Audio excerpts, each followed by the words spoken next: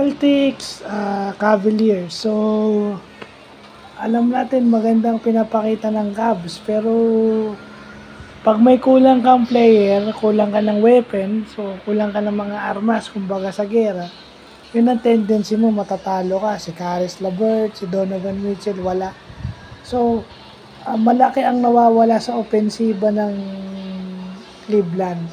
At saka itong, yun na nga yun, layo-layo sinasabi sa series na to, ang Boston is a favorite to win. So, ginawa lang nila yung kanilang trabaho na dapat manalo sila sa series na yun. Dahil they are the superior team, they are the better team than the Cleveland Cavaliers.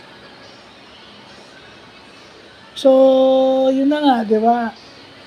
Ito yung mga games na kung saan pinapakita ng Boston kung sino sila.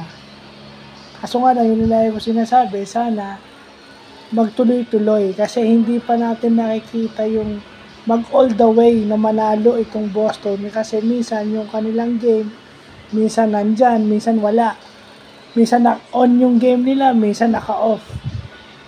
At minsan naka-off pa yung laro nila kung kailan importante yung laro.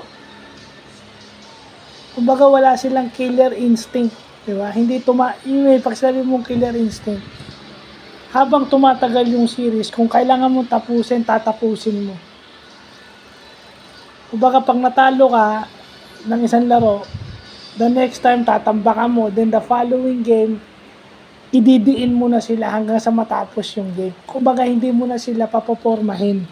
Yun yung killer instinct na wala rito sa Boston. So sana makita natin, well yung Cavs naman, yan ang sinabi ko, work in progress pa to.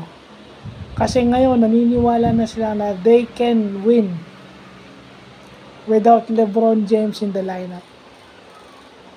Nakakapasok sila ng playoffs, they can win in the regular season, they can be in the playoffs, they could be a top team, a playoff team without LeBron. So, yun lang po.